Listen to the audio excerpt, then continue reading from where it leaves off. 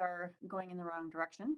Our testing positivity rate has increased dramatically, and in some areas of the state, our providers are reporting rates 7 times what we want to see, which is below 5% positivity rate. We're also seeing an increasing demand for testing statewide as the virus spreads quickly through our state. Testing, as we know, is an essential tool during the pandemic to reduce the spread of the virus. Even if you have very mild symptoms, such as a scratchy throat or cold-like symptoms, it may be COVID, and testing is important to make sure that you have a determination made so you can take appropriate actions to protect yourself and others. We know that rapid testing is the preferred testing method, but as we know, it's in very limited supply, especially those over-the-counter at-home tests. Currently, the manufacturing of rapid tests is not keeping up with the demand. And nationally and in Idaho, we're expecting to see a bigger supply of rapid tests in the coming weeks. And as you've likely heard, our federal partners are making 500 million rapid tests available soon to the general public through a website. We will continue to keep you informed about this as we learn more. In the interim, it might be prudent to purchase rapid tests online in advance of you needing them so you have them handy and at the ready. Last night, our federal partners also released information that at-home testing will now be covered by insurance. So people purchasing these tests can submit reimbursement to their insurance provider. We are also fortunate that we had over 100,000 Vault PCR tests available for free through the Idaho Care Line.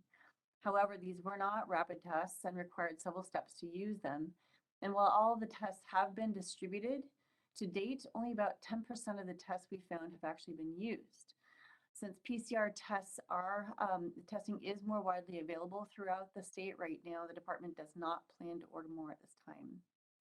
We are pleased that PCR testing is available statewide, and for the most part, results across the state we're hearing are available between 2 to 4 days. We're working with our partners and our stakeholders to ensure that our testing solutions are both varied and available. Testing locations statewide can be found both on our Department of Health and Welfare website, as well as the coronavirus.idaho.gov site, as well as by contacting the local public health districts who are monitoring testing capacity at the local level. We also are recommending that people contact your pharmacy, check with pharmacies in your areas or outside of your areas, check with online retailers, and ask about their current inventory, as well as contact a healthcare provider for diagnostic testing if you're feeling sick. Additionally, we know that many Idaho urgent care centers are also offering asymptomatic and travel-associated testing. It does take a few days to get your PCR results back.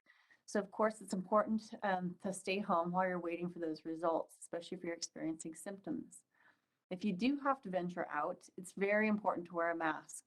Remember that any mask is better than no mask if it's properly worn, but we also know that with Omicron, you should consider increasing the quality of your mask if it's possible. Increasing levels of protection can be found as you transition from those cloth masks that we talked about in the early days to surgical masks and then on to KN95 masks, which hug the face even more. Surgical masks, we know, can be found at most pharmacies and grocery stores, and KN95s can be found online. Properly worn masks work to protect, as the director said, work to protect both yourself and others. Your mask needs to cover both your nose and your mouth. And according to the CDC, your mask should have at least 2 or more layers of washable, breathable fabric, unless it's disposable.